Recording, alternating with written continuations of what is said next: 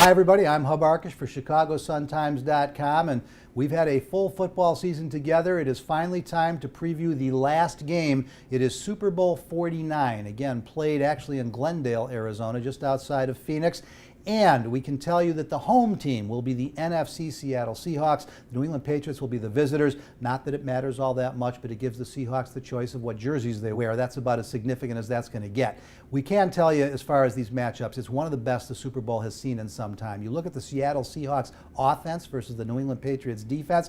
It starts with the premise that Pete Carroll has been telling his team for 2 weeks, if they play the Patriots the way they played the Packers, they will get beat. The Seattle Seahawks have got to run the football much better early in the game than they did against the Packers. And if you look back, you'll see a trend late in the season where Marshawn Lynch was starting late, not getting the ball moving on the ground, and it has caused the Seahawks to struggle. If they do that against the Patriots, they run the risk of playing from behind, and that is not something you want to do against New England.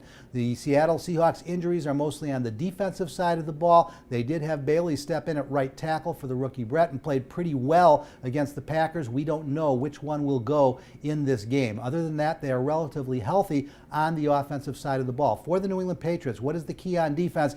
Obviously, you have to either take away or at least limit the ground game. Marshawn Lynch first and then Russell Wilson second. People who weren't paying attention didn't notice Russell Wilson rushed for over 840 yards this season. He is in effect the number 2 piece of that ground game, and when he does it on the read option with Lynch, it can be very difficult to defend. One advantage the Patriots will have: extremely athletic linebackers, particularly Jamie Collins, who may be the best defensive player in this game. The way that he shadows Wilson in that read option will be a big difference. That, and you've got 350-pound Vince Wilfork trying to set the edge on the side that Marshawn Lynch likes to run to. The Seahawks will be in trouble if they have to try and beat the Patriots through the air. You saw Russell Wilson struggle against the Green Bay Packers. Well, the Patriots defense is better, particularly when you realize that in Darrelle Revis and former Seahawk Brandon Browner, they can shut down 2 receivers, a position that the Seahawks are not very good at. So the key for the Seahawks offensively, run the ball. The key for the New England Patriots, try and take the ball away.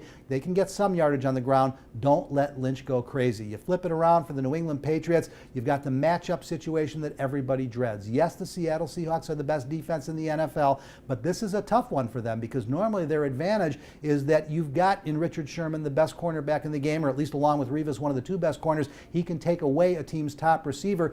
The Patriots don't feature one receiver. Who will Sherman try and take away? Could it be Julian Edelman? That's fine. If they do, you've got Danny Amendola, you've got Brandon LaFell, you've got Rob Gronkowski, and of course you've got Tim Wright. Now, one advantage the Seahawks will have: Gronk is usually the kind of the linchpin, the way that you decide if New England's offense is going to work or not. In Cam Chancellor, that huge safety, one of the rare players in the NFL who can play matchup football with Rob Gronkowski. You got to give Gronk the edge, but if Chancellor can limit or control Gronk, that hurts the Patriots offense quite a bit. Here's the other question for the Patriots offense. Seattle coming in one of the top 3 run defenses in the NFL. The Patriots won a playoff game a couple weeks ago, rushing for just 15 yards.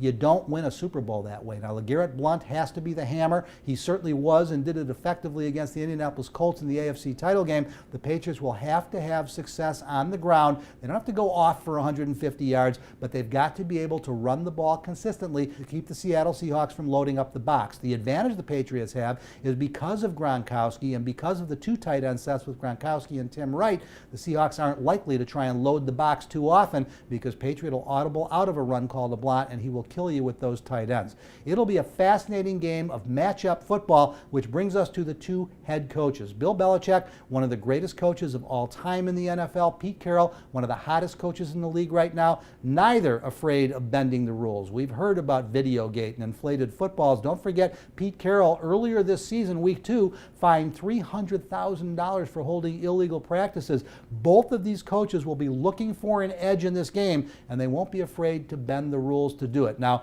normally I haven't done predictions here, but it's the Super Bowl and everybody wants one, so I'm going to give you one. I think it's going to be a great football game, but in the end, the matchup that favors one team significantly is the Patriots offense. They can do so many things. They're on a roll right now, and my gut is that this one is New England, and it could be by as much as 10 or 14 points. It's been a great season here with you on the NFL at ChicagoSunTimes.com. We're not going away. The Combine is coming up, free agency, the NFL Draft. For the best coverage of all of it, stay right where you're at ChicagoSunTimes.com.